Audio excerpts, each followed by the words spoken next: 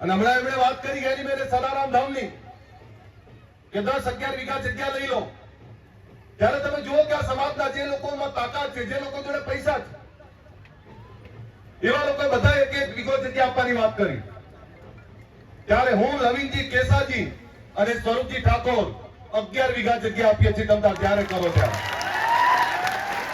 અને જેને દારૂ પીવો હોય ને જે દારૂ પીને મજા કરવી હોય ને એને વાંધા મરી જાવ. બીજી દીકરીઓની જિંદગી ના બગાડો. પણ એક વાત ટકોર તો કરું. હમણાં બેને કહ્યું કે છૂટાછેડા જે ઝાડની નીચે બેન થાય ને એ ઝાડે સુકાઈ જાય. આટલી મોટી સંખ્યા કેમ છે? સાહેબ, હું 2 કિલોમીટર ચાલીને આવ્યો. નટુજીને તકલીફ પડી હશે. 1 કિલોમીટર પોણો કલાક થયો. આટલા બધા લોકો કેમ આયા? આ બંધારણની ચિંતા, એ ચિંતા તો ખરી, પણ તોય આટલા બધા લોકો કેમ આયા? એ ખબર છે કેમ આયા? મારા ઘરનાને લઈને આવ્યો છું. મેં કહ્યું કે ગેરી મેને કાલ મેણું માર્યું સાહેબ કે સજોડે આવજો, નહીતર નિયમનું પાલન કોણ કરશે? મારી બહેનો અહીંયા બેઠી છે બધી. તમારા અવાજમાં કરંટ હોવો જોઈએ. અને આજે ઓગણનાથ ભગવાનની જગ્યા ઉપર ભેગા થયા છે. બોલો ઓગણજી મહારાજ કી. આજના આ બંધારણ સભાની અંદર ઉપસ્થિત તમામ સંતો, તમામ મહંતો, તમામ આગેવાનો, યુવાન દોસ્તો, માતાઓ અને બહેનો, અહીંયા બંધારણનું વાંચન થયું, બંધારણના નિયમો નક્કી થયા. આ નિયમો શા માટે? એવી શું જરૂર પડી સમાજમાં કે બંધારણ બનાવવું પડ્યું? ને બંધારણ એક એવું બંધારણ જેનો અમલ પણ થાય, જેની માટે તાલુકે તાલુકે, ગામડે ગામડે બંધારણ માટેની સભાઓ થઈ. નક્કી થયું, પૂછવામાં આવ્યું કે શું ખૂટે છે, શું તકલીફ પડે છે. અને એ બધું છેલ્લા 1-2 મહિનાથી જે મીટિંગો ચાલતી હતી, તમામ લોકોએ પોતાનો મત મૂક્યો, તમામ પીડા મૂકી, તમામ તકલીફો મૂકી. અને એના અંતે નક્કી એવું થયું કે આ સમાજમાં જે કુરિવાજો છે, આ સમાજમાં જે ખોટા ખર્ચાઓ છે, સમાજને જે પીડા આપતા પ્રશ્નો છે, આ પ્રશ્નોની સામે સમાજે જાગવું પડે. બીજા સમાજો જે રીતે આગળ વધ્યા, ટેકનોલોજીમાં આગળ વધ્યા, અંધશ્રદ્ધા કુરિવાજોમાંથી બહાર નીકળ્યા, વ્યસન મુક્તિ તરફ વધ્યા, શિક્ષણની દિશા પકડી, એ સમાજો જે રીતે આગળ વધ્યા, તો આપણે શું ખૂટે છે? એક એવો સમાજ આપણે જેની જોડે જમીન જાગીરી, એક એવો સમાજ જેના માથા બહુ પણ તકલીફો પણ એટલી જ છે. ત્યારે આજે આ તમામ આગેવાનો, આજે કોઈ પાર્ટીના આગેવાનો નથી. આ જે આગેવાનો આવ્યા છે, સમાજના આગેવાનો આવ્યા છે. સમાજની ચિંતા કરવાની, સમાજની ચિંતા જે વર્ષોથી કરે છે, એ ચિંતા અને ચિંતાની સાથે અનુભવનું ભાથું લઈને આવ્યા છે. અહીંયા સંતો આવ્યા છે આશીર્વાદ આપવા માટે. આ સંતો એટલે આશીર્વાદ આપવા માટે આવ્યા છે કે સંતો હંમેશા પોતાના અનુયાયીઓને એક જ આશીર્વાદ આપતા હોય કે સુખી થાવ. જ્યારે સુખી થવાનો આશીર્વાદ આપવા માટે આવ્યા હોય, ત્યારે આ સંતોને પણ એવું લાગ્યું છે કે એવું બંધારણ, એવા નિયમો બની રહ્યા છે જેના થકી આ સમાજમાં તમામ બદીઓ, તમામ તકલીફો દૂર થઈ અને સમાજ તમામ ક્ષેત્રે આગળ વધી શકે. એટલે આશીર્વાદ આપવા માટે આવ્યા છે કે આ બંધારણનો 100% અમલ થાવ અને સુખી થાવ, એવા આશીર્વાદ આપવા માટે આવ્યા છે. દોસ્તો, આગેવાનો ચિંતા કરે, આગેવાનો વાત મૂકે, પણ આ વાતમાં આપણે તમામ રીતે હંમેશા એક જ વાત મૂકીએ છીએ કે રાજનીતિ, રાજનીતિ, રાજનીતિ. રાજનીતિ આપતી જતી રહેવાની. સતયુગ, ત્રેતાયુગ, દ્વાપરયુગ, કળિયુગ આવી ગયો. સત્તાની લડાઈઓ ચાલવાની, એ લડાઈ ચાલે છે ને ચાલતી રહેવાની. પણ જે લોકોનું આપણે નેતૃત્વ કરીએ છીએ, જે સમાજમાંથી આવીએ છીએ, એ સમાજને સાચી વાત, સાચી દિશા આપવાનું કામ આપણે નહીં કરીએ તો આવનારી પેઢી માફ નહીં કરે. આજે અહીંયા તમામ આગેવાનો બેઠા છે, ત્યારે તમે જોયું હશે કે હજારો લોકો આવ્યા. હું પોતે, હું ને મારા પત્ની 2 આવ્યા છે. આ ગેરીબેને આમંત્રણ આપ્યું હતું. એ મને ના પતી ઉભા ના કરતા, કારણ કે મારા પપ્પા આવ્યા છે. મારા ઘરનાને લઈને આવ્યો છું. મેં કહ્યું કે ગેરીબેને કાલ મેણું માર્યું સાહેબ કે સજોડે આવજો, નહીતર નિયમનું પાલન કોણ કરશે? મારી બહેનો અહીંયા બેઠી છે બધી. સાહેબ બંધારણ બન્યું અને બંધારણનો અમલવારી આપણે કરવી જ પડે. પણ આમાં બે સૂચનો છે મારા. મને સૌથી સારી જો એક બાબત લાગી હોય તો તમે વૈશાખ સુદ ને મહા એટલે 15 દિવસના આખા વર્ષના 30 મુહૂર્ત નક્કી કર્યા. લગ્નની સિઝન 2 હોય અને મહા મહિનો વૈશાખ. આ 2 મહિનાની જે લગ્નની નક્કી કરી તમે મુહૂર્ત, આ મુહૂર્તમાં જો લગ્નો થશે ને તો સાહેબ અડધી તકલીફ તો એમની દૂર થઈ જવાની. એનું કારણ છે કે આહિર સમાજ, હું આહિર સમાજના સાહેબે ગયા છે, હું ગાઉં છું, બધા ગયા છે. બળદેવજી, 13ના દિવસે એક જ દિવસે આખી રાત લગ્ન થાય ઘરે ઘરે. આખા ગુજરાતમાં આખો સમાજ ઘરે ઘરે લગ્ન થતા હોય. કોઈ જગ્યાએ 15 લોકો બેઠા, કોઈ જગ્યાએ 20 લોકો બેઠા હોય. પણ એ તમામ જગ્યાએ 10 લોકો, 15 લોકો, 20 લોકો, એટલે કોઈ ખોટા ખર્ચા થાય જ નહીં, ખોટા દેખાડા થાય જ નહીં. એટલે આ જે નક્કી કર્યો છે નિયમ, હું આ બંધારણ નક્કી કરનારા તમામ આગેવાનોને અભિનંદન પાઠવું છું કે આ નિયમ થકી તમારી 50% તકલીફો એમની દૂર થઈ જવાય. પણ એક બીજી વાત કરું, તમે 16 નિયમ બનાવ્યા, 17મો નોંધ લખી છે, પણ 17મો નિયમ પણ બનાવો. આપણા તો બોલામણા બંધ કરો. આવી ગયું ને? આ બોલામણા એટલે શું મને ખબર પડે? આપણા ત્યાં કોઈ માદું પડે તો એના ઓછીકા નીચે 10, 20 રૂપિયાની, 50 રૂપિયાની નોટ મૂકવાનો રિવાજ કેમ? તો કે આને દવાખાનાનું બિલ ભરવામાં તકલીફ ના પડે.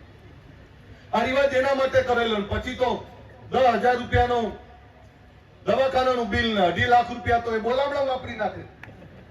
આ ના ચાલે. તમારે ખોટા ખર્ચામાં નીકળવું પડે બહાર. પણ આ બંધારણ બન્યું, સૌથી પહેલા સ્ટેજ વાળાને શપથ લેવડાવજો.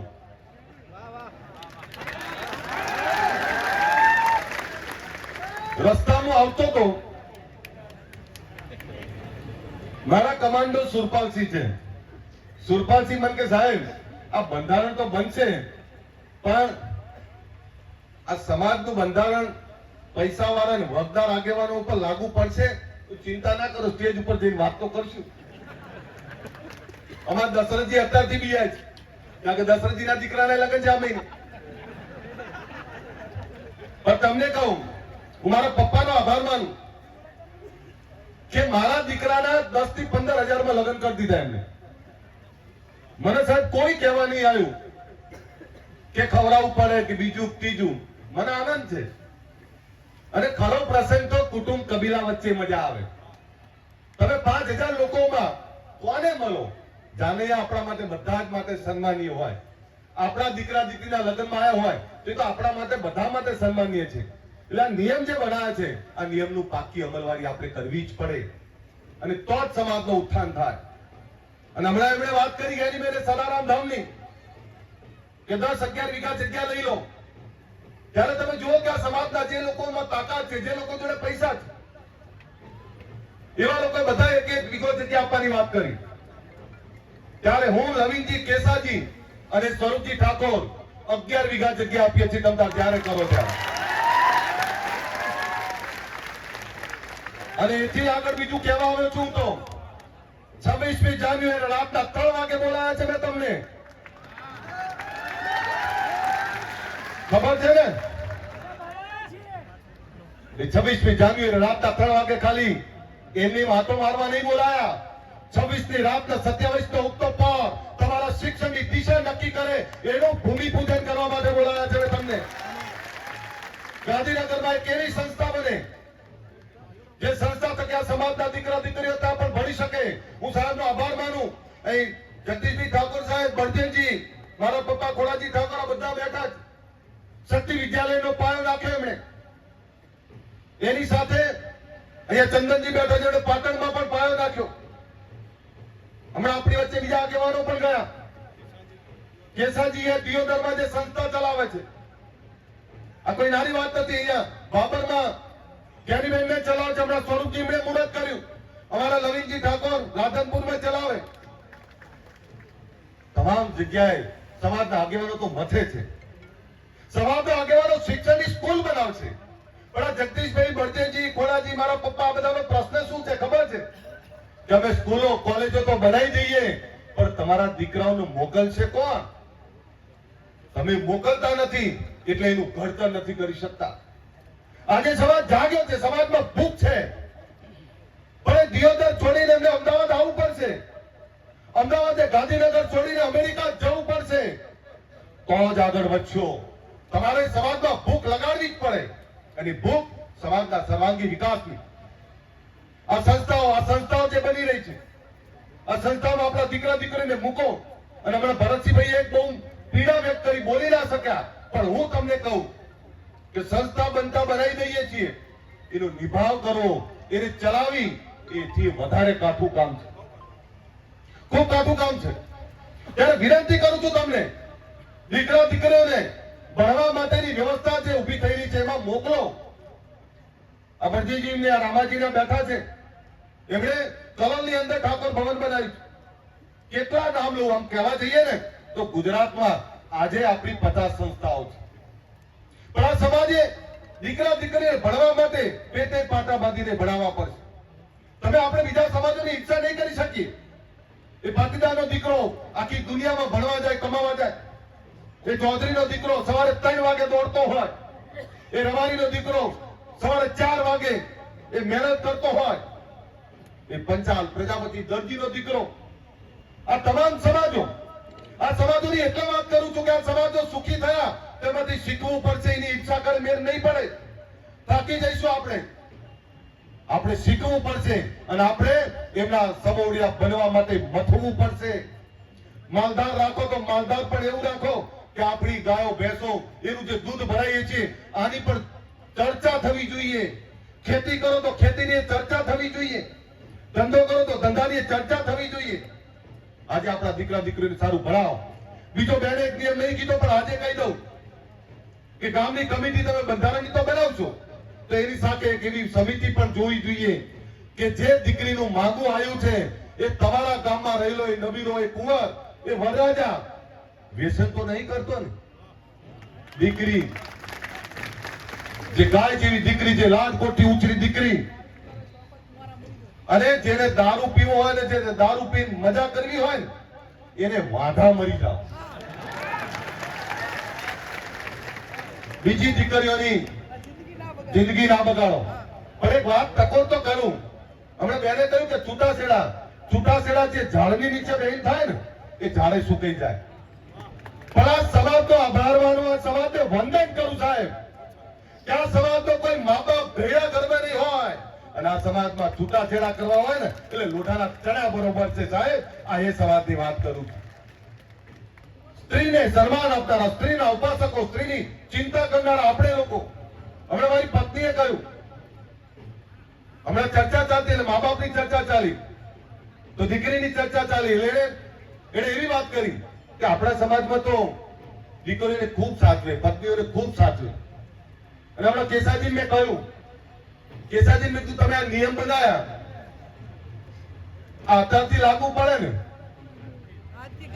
આજથી લાગુ પડે ને, જૂનું કઈ નહીં ને. મારા લવ મેરેજ છે પણ ભાગી નહીં કર્યા મેં. 1997 માં ભાગી નહીં કર્યા. મારા સાસુ સસરા, મારા મા બાપ અને સવિશેષ મારા પિતાશ્રી બેઠા છે, એમનો આભાર માનું, ઋણી છું એમનો કે 1997 માં કઈ પરિસ્થિતિ હશે અને એ વખતે બે પરિવારોની સંમતિથી હવે લગ્ન કર્યા હતા. સાહેબ તો ત્યાં જ રહે છે નરોડામાં.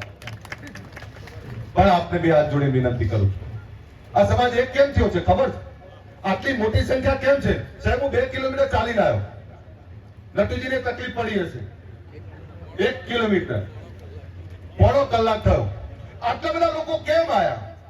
આ બંધારણની ચિંતા, એ ચિંતા તો ખરી, પણ તોય આટલા બધા લોકો કેમ આયા? એ ખબર છે કેમ આયા? આ સ્ટેજ ઉપર બેઠેલા તમામ રાજકીય આગેવાનો રાજકારણ ભૂલીને સમાજ એક કર્યો છે એની ચિંતા કરવા માટે ભેગા થયા છે. આ એટલે આયા છે. અને એટલે કહું છું કે આપણે ભેગા છીએ તો સમાજ તો બચારો રાહ જોઈને બેઠો છે. સમાજ તાકાતવર છે. સમાજે તમને સિંહ ગર્જના કરવાની તાકાત આપી અને તમે બકરી બની જાઓ તો એમાં સમાજનો શું વાત? સમાજે તાકાત આપી, સમાજે ચિંતા કરીને આટલા મોટી સંખ્યા ભેગા થયા છે. હું કેસાજી, કેમજીભાઈના, મુકેશભાઈના બધા જ જે કંઈ અહીં આયોજન કર્યું છે જ્ઞાનીબેન બધાય હું અભિનંદન પાઠવું છું કે તમે ખૂબ સરસ આયોજન કર્યું છે, ખૂબ સરસ ચિંતા કરી એવું બંધારણ બનાવ્યું છે. સાહેબ આના 2 વર્ષ પછી જોજો, જ્યારે અમે વ્યસન મુક્તિની વાત કરતા તો સાહેબ આપણા જ લોકો હસતા હતા અમારા ઉપર. એટલે કેવી રીતે તમે વ્યસન મુક્તિ કરાવશો? આજે સાહેબ આ સમાજમાં 95% વધારે વ્યસન મુક્તિ આવી છે.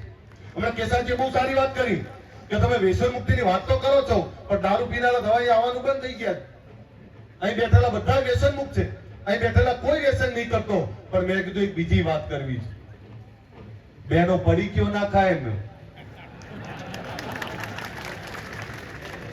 માફ કરો, તમે અમારી આબરૂ છો. તંદુરસ્ત પેઢી માટે, આ સમાજના આવનારા ભવિષ્ય માટે બહેનો પડીકી ખાય, સાહેબ આ કેવી શરમજનક બાબત છે. 2 હાથ જોડું અને એમના ઘરવાળાને કહું કે તમે મસાલો ખાતા હશો ત્યારે પડીકી ખાવા લાગ્યા અને તમે 2 ખાતા હશો તો દીકરો તો ખાવાના જ છે. એટલે પડીકીઓમાંથી બહાર નીકળો.